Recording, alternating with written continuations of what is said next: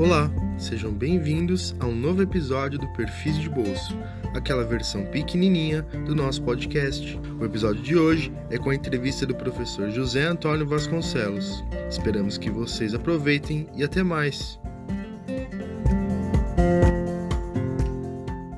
Sempre pergunta de onde que vem esse primeiro interesse, né, para fazer essa primeira graduação. Então, de onde que veio o seu interesse pela filosofia? Como que foi? Vou fazer filosofia. É um processo muito difícil, principalmente quando você tem que dizer para o teu pai e para tua mãe que você vai fazer filosofia, não vai tentar engenharia, não vai tentar alguma outra coisa que em princípio seja, que apresente uma carreira mais sólida. E a resposta a essa pergunta, ela é muito simples, eu não sei. Eu não sei. É um encontro, porque, tal como no curso de História, não é exatamente aquilo que a gente espera. É diferente, mas não necessariamente pior. E esse diferente também é muito contagiante. Só que, ao mesmo tempo, o curso de Filosofia, tal como ele é ensinado na universidade, ele é diferente no bom sentido e no mau sentido. No bom sentido, pelo grau de profundidade, pelo nível das discussões, pelas surpresas que a gente tem. E no mau sentido, porque, infelizmente, os cursos de filosofia no Brasil, quando a gente vai buscar um curso de filosofia, a gente parte daquela indagação que todo mundo tem. Qual é o sentido da vida? É a questão que move todo mundo, De onde viemos, para onde vamos, essas questões assim básicas que todo mundo coloca para si, Quando a gente entra no curso de filosofia, é um pouco decepcionante, por quê? Porque as questões filosóficas, elas se apresentam sempre na forma de exegese de textos de autores clássicos. E aí a questão não é que os autores clássicos sejam desimportantes, pelo contrário, Eles são clássicos exatamente por quê? Porque eles deram respostas particularmente interessantes, particularmente importantes para essas indagações que surgiram ao longo da história de maneiras muito diferentes, Mas o curso de filosofia, no meu entender, no meu ver, ele é decepcionante por causa disso. Por quê?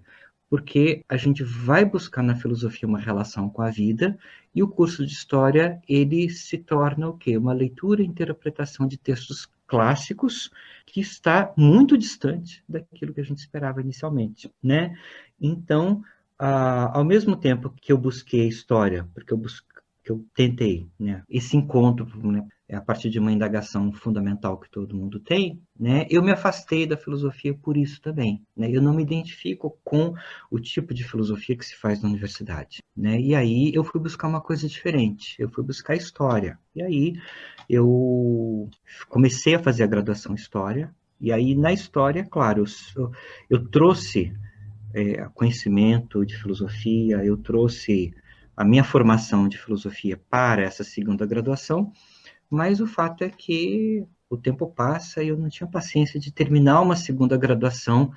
E o que eu fiz? Apareceu um curso de especialização em História no meio do caminho. Aí eu parei tudo para fazer esse curso de especialização em História, que é uma pós-graduação curta. Aí terminei o curso de especialização em História e apareceu o mestrado em História. Eu me inscrevi no mestrado com a minha graduação em Filosofia e passei no teste seletivo e ingressei no mestrado na Universidade Federal do Paraná, onde eu também cursava a graduação.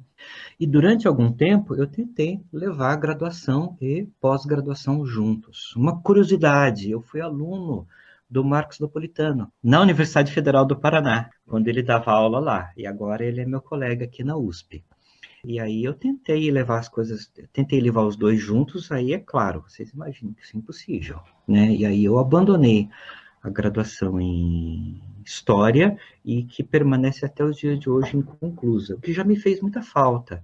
Eu me inscrevi uma vez no concurso em Ponta Grossa, na Universidade Estadual de Ponta Grossa, assim que eu tinha terminado meu doutorado na área de Teoria da História, e apareceu um concurso na área de Teoria da História, e a titulação exigida era graduação em História. Aí eu tenho especialização em História, tenho mestrado em História, tenho doutorado em História, e aí minha inscrição foi indeferida, porque eu não tenho a titulação exigida, que é a graduação em História.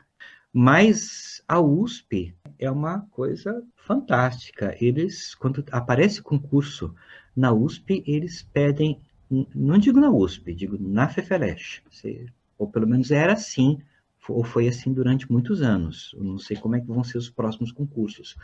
Mas a titulação exigida é doutorado. Se aparecer um doutor em nanotecnologia querendo fazer concurso na FEFELESH, a inscrição dele não vai ser indeferida.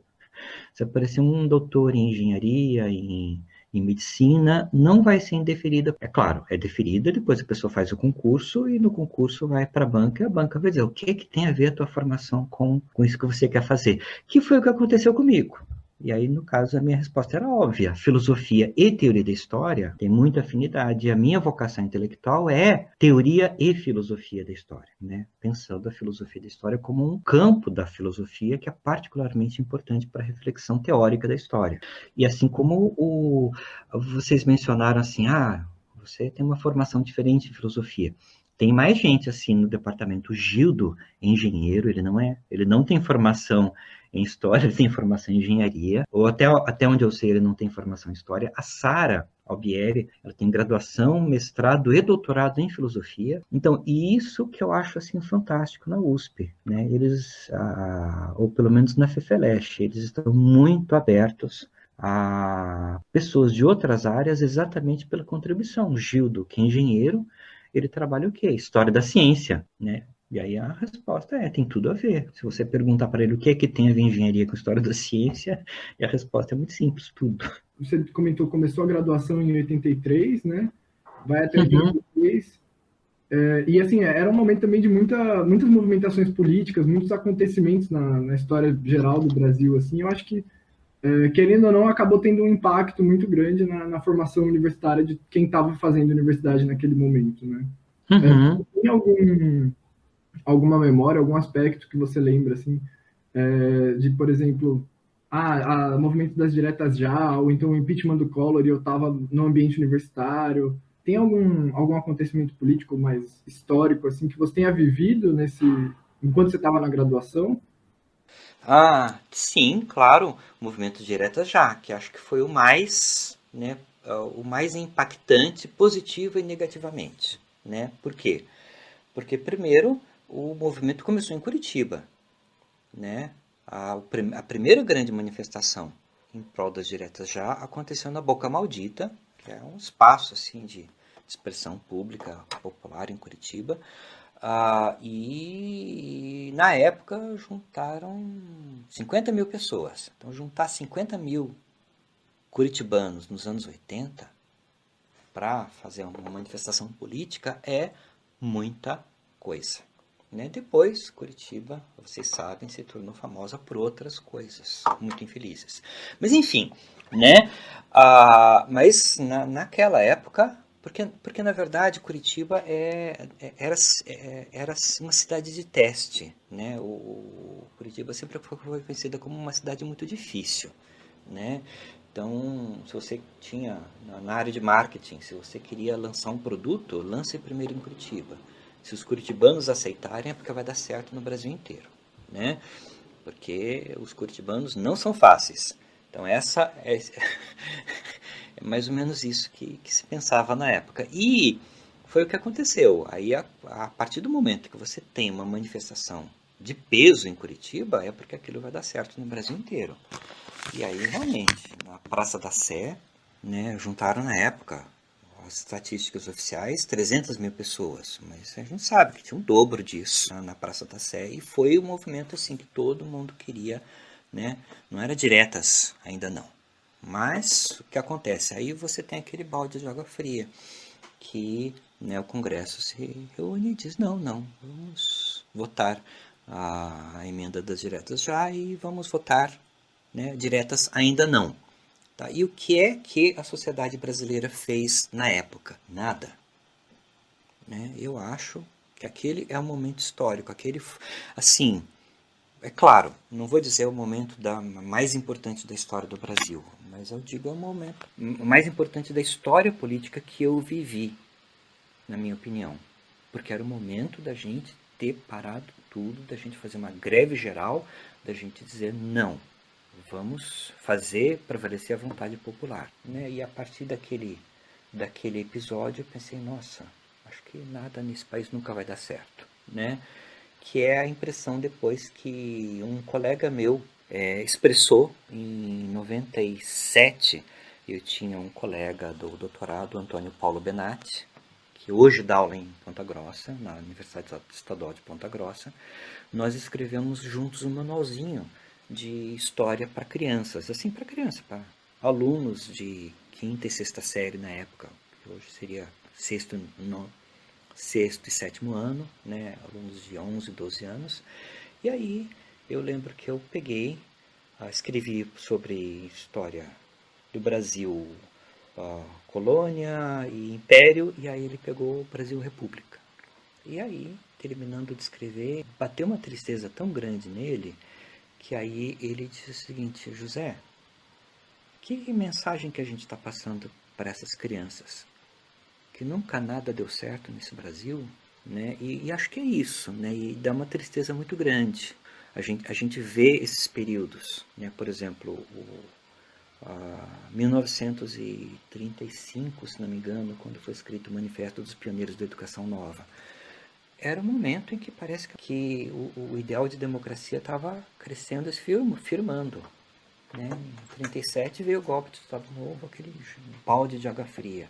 Né? A mesma coisa, você tem um processo de redemocratização, você tem o fim da ditadura e você tem ao mesmo tempo o quê? Você tem aquele balde de água fria que é diretas ainda não. Né?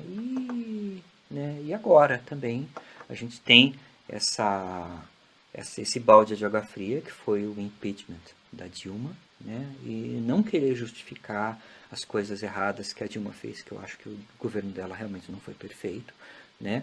Mas não há dúvida de que foi um golpe, né? E que foi um golpe arquitetado pelo quê? Pelos interesses das elites, né? As recentes declarações do ministro do Paulo Guedes, né? Mas essa última do filho do porteiro eu não achei tão horrível, eu achei pior ainda aquela outra, né? Tem empregada doméstica indo para Disney, uma festa danada, né? Que revela o quê? Que revela essa raiva que a elite brasileira tem do pobre que está conquistando melhores condições de vida, que está tendo acesso à educação, que está tendo acesso a lazer, que está tendo acesso à cultura, né? Então, assim, bate uma tristeza, mas ao mesmo tempo o que a gente tem de fazer? Levanta a cabeça e continuar lutando. Porque se a gente parar de brigar, as coisas ficam piores. Não chegamos no fundo do poço. Cada dia que passa, a gente percebe que no fundo do poço tem um alçapão e a gente consegue ir mais para baixo. Né? Então a gente tem de continuar lutando, né? Não esmorecer, mas, né, esse baque às vezes dá. E eu acho que é isso. A tristeza que me deu com, né, o resultado do movimento das diretas já é uma tristeza que eu nunca tive na vida, né? Nem nesses acontecimentos recentes. Bom, gente, por enquanto é isso. Se você ficou interessado em ouvir a entrevista na íntegra, é só entrar no seu aplicativo de streaming padrão e procurar nosso episódio de número 6 do Perfis de História. Nos vemos no próximo episódio e até mais!